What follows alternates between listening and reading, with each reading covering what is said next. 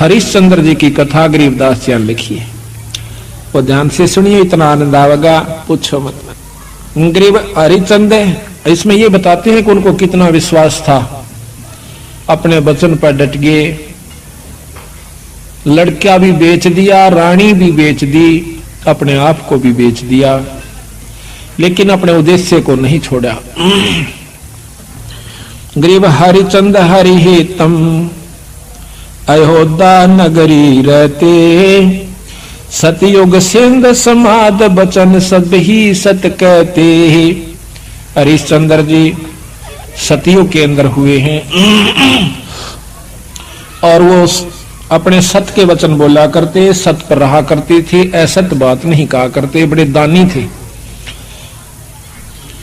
गरीब सुर नर मुनि जन देव सकल मन नाही भाया, सब मुनि करी फिलाद सुनो तुम्हें तेरे भवन राया।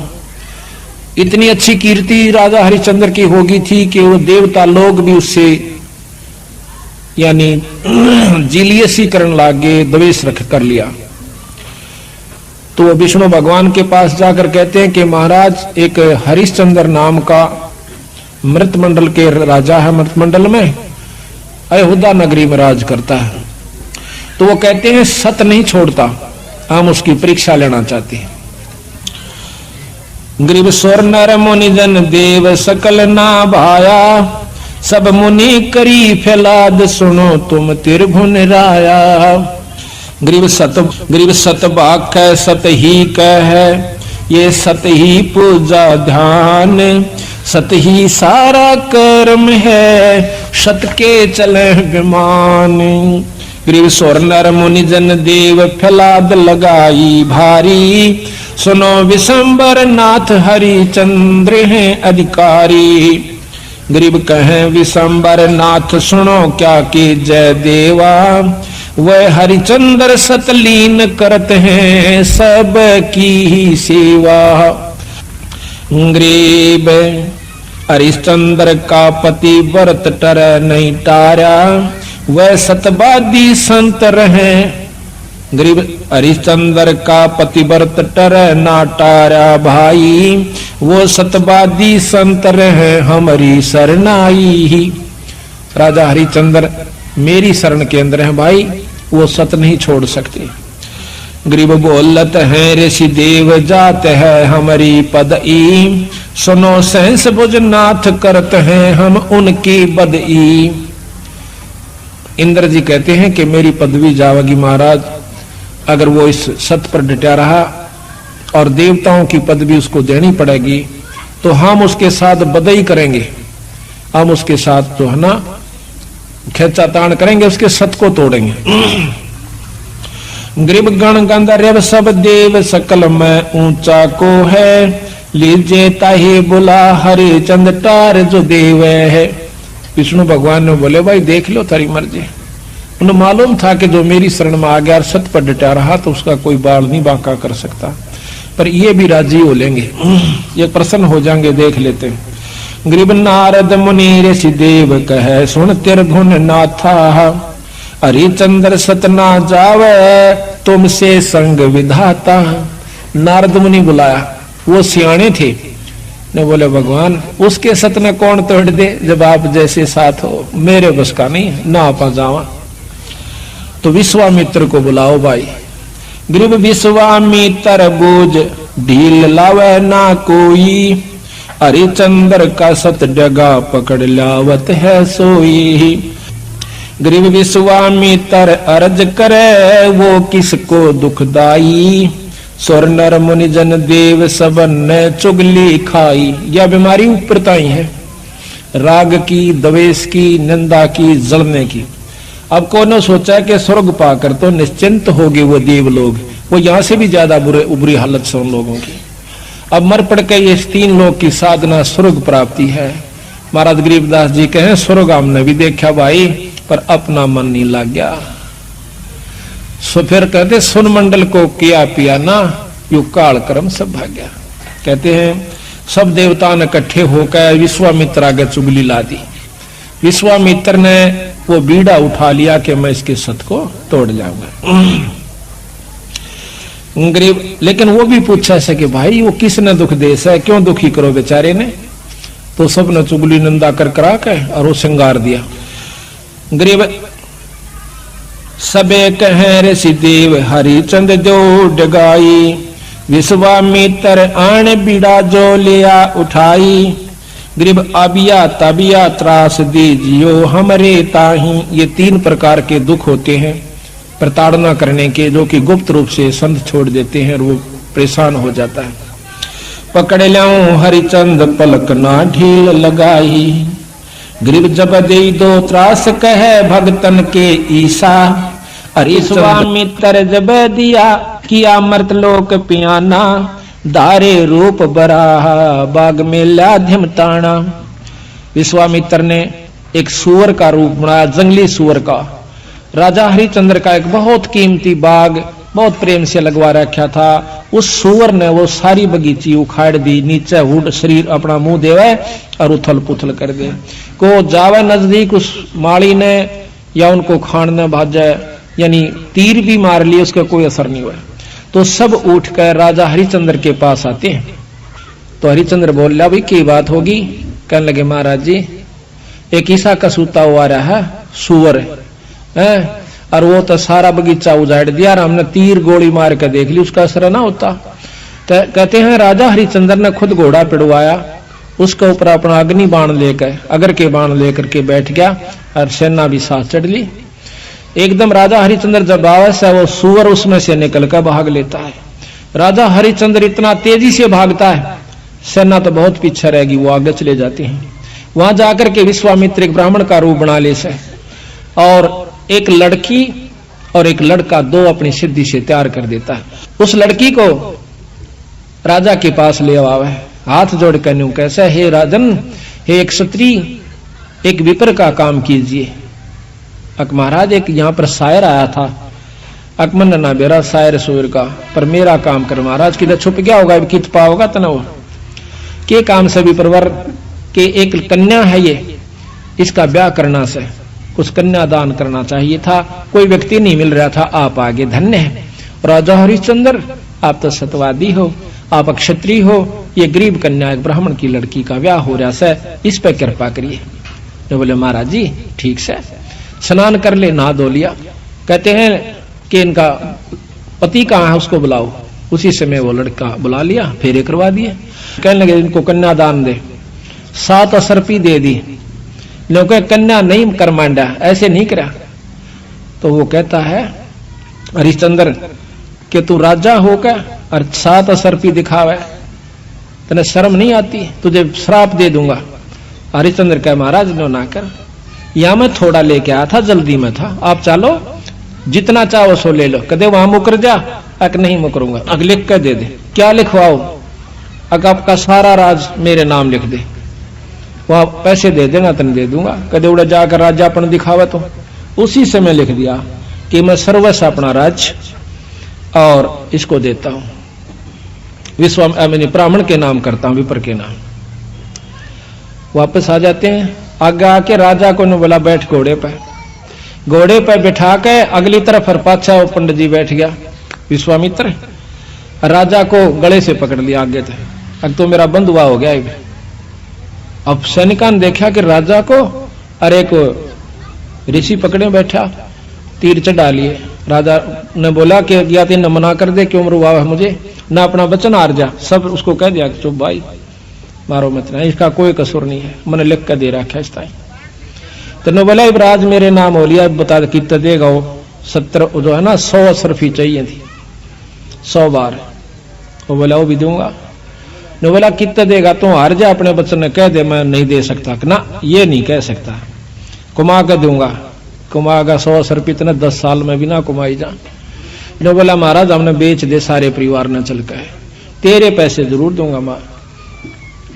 तो उसी समय रानी को पकड़वा लिया और उसके बाल पकड़ लिया विश्वामित्र।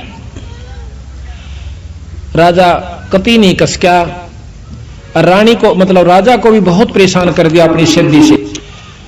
तो फिर भी ने बोला विश्वामित्र के अब भी राजा अपने वचन ने छोड़ दे, मैं दोनों वन छोड़ दूंगा। कहते हैं वो रानी कहती है कि महाराज नजर नजरा में ऐसे ढंग तक कह रही है कि वचन मत हारना, वचन सा धन नहीं है, और चाहे जीत मर जाओ पर आप वचन नहीं हारांगे। रानी ने भी ये प्रण करके यानी उसको सहारा दिया। उसको ले जा करके काशी में ले जाता है, अयोध्या में चौकी बिठा दी यानी अपना राज बिठा दिया। अयोध्या में आकर के उसको बेचता, काशी में आकर बेचता है। राजा लड़के को और रानी को एक ब्राह्मण ले लेता है, हर हीरा नाम का। 50 बाहर के अंदर 50 जो भी असरफी थी या जो न देना था उसके रूप में। फिर आप जाकर के एक भंगी के पास जाता है। वो कहता है कि तूने मुर्द फरोश का काम करना पड़ेगा। क्या काम है महाराज? कि जो भी आवे मुर्दा उससे कफन उतार लेना ना, उसको 1.25 रुपया लेना है उससे टैक्स का। बोला अच्छा जी ठीक है, अगर छोड़ दिया तो तेरे से ले लूंगा। बिल्कुल नहीं छोड़ूंगा। ठीक है। कई दिन तक भूखा बाणा बैठा रहा। एक कहते हैं हफ्ते के बाद वो कालिया नाम का झिमर मुर्द फरोश वो आता भंगी वहां पर, कहता है कि हरिया कहा महाराज तूने भोजन नहीं खा रहा? महाराज आपने भोजन की कही नहीं थी। कहाँ खाऊं? ओ तेरे की, एक दुकान बता दी कि वहां से ले आ और अपना खा लिए, पैसे का हिसाब मैं आप कर दूंगा। तो वहां जाकर के वो क्या करता है, भोजन ले लिया एक व्यक्ति का। इतने में विश्वामित्र आकर एक भिखारी का ब्राह्मण का रूप बनाकर कहता कि महाराज मैं भूखा सा, भोजन दीजिए। तो कहने लगा विप्र आधा ले ले, भला हो तेरा सारा दे दे, मैं तो भूखा मरू सू, आधे में काम नहीं चला विप्र राजा महाराज। कहते हरिचंद्र ने वो सारा उठा के दे दिया, नौका न्यू बैठ गया। अगले दिन फिर जावस है, 2 आदमियों का ले आया, 3 का।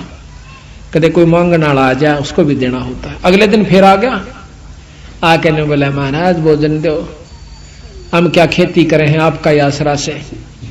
कहने लगा विप्र आज बहुत लयास हूं, आधा ले ले। नहीं महाराज सारा दीजिए। ये कबीर साहब कहते हैं वो नरता मोए जो पर घर मांगन जा, अरुण तो पहला वह मरे जो जा मुख निकसे ना। ने बोला ले भाई ले जा। 15 दिन बीत गए, रोटी नहीं खाई, दुर्बल शरीर हो गया। और उधर से रानी आती है पानी लेने के लिए ब्राह्मण का, और उस घाट पर जब वह पानी भरवाई तो उठा को नहीं घड़ा। रानी कहती है कि महाराज ये घड़ा उठवाइए। और न बोला रानी कमाल कर रही है तू, ब्राह्मण के घड़े का एक भंगी हाथ लावे, मेरे बस का नहीं, इसमें अंदर बढ़कर उठा ले पानी का मां बढ़कर। यहां थोड़ी सी विपरीत कथा हमने सुनने को मिला करती थी कि घाट पर रानी पानी लेने गई थी कुएं पर, और वहां पर यह भी आ गया था पानी लेने के लिए। नहीं, ये गलत है। गरीबदास महाराज ने जो लिखी है वो सत्य है, क्योंकि इन लाखों वर्ष पहले की रामायण भी जो की तो मिलती है बंदी छड़ की। तो वहां पर रानी आई थी पानी लेने की खातिर। तो हरिचंद्र ने कहा कि अंदर पानी में डुबकी लगा करके घड़ा उठा लीजिए। घर आ जाती है।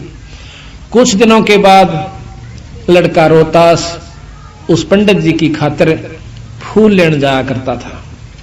वो रोजाना फूल ला करके पंडित जी को दिया करता था। वो अपने देव के ऊपर, अपने इष्ट के ऊपर पूजा किया करता था।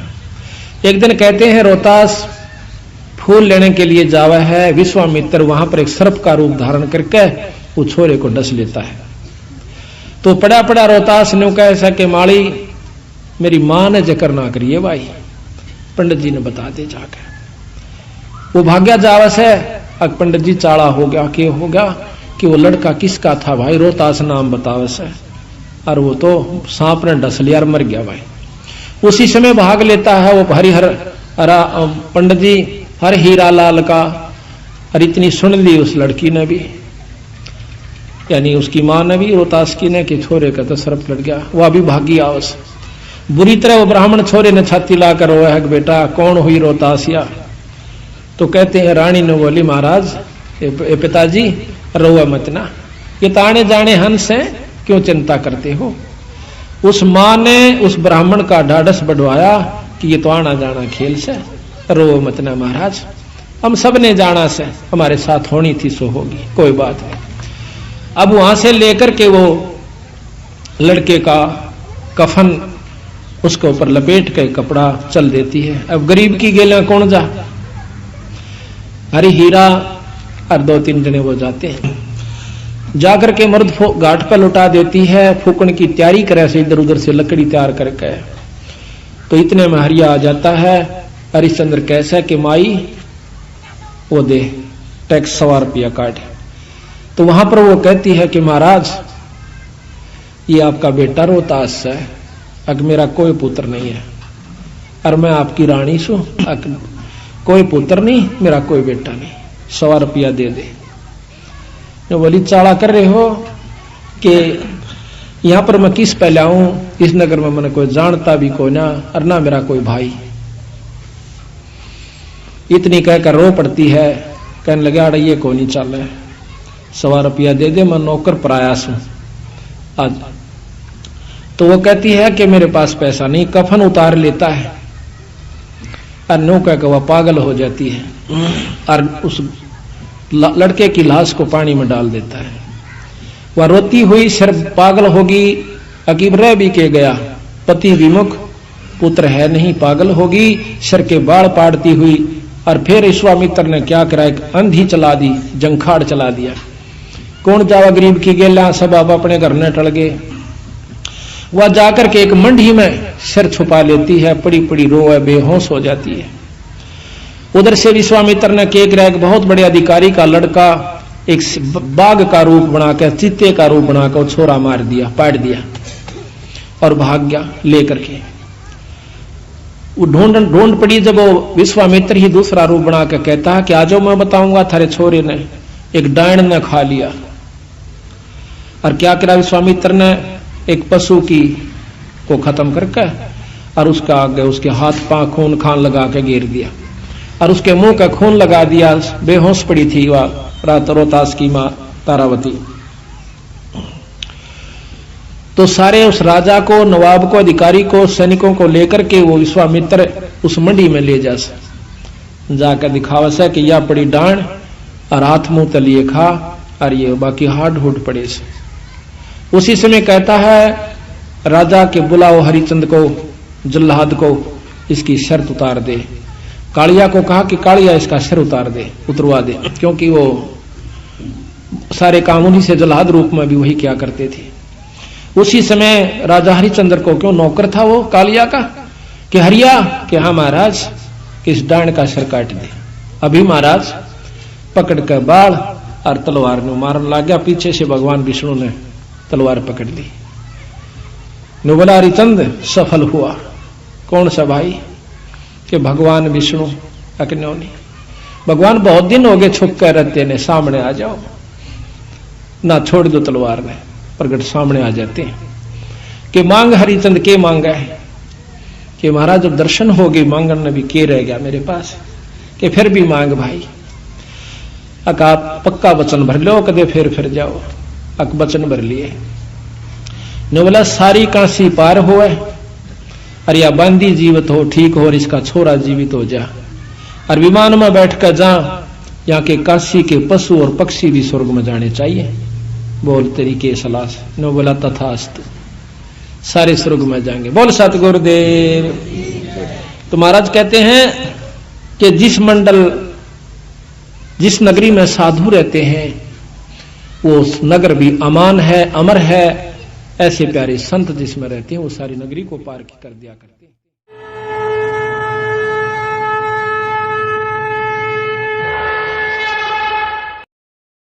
ऐसे और वीडियो देखने के लिए चैनल को सब्सक्राइब करें और वीडियो को ज़्यादा से ज़्यादा शेयर करें। और हाँ, वीडियो के बारे में अपनी महत्वपूर्ण राय हमें कमेंट बॉक्स में जरूर बताएं। धन्यवाद।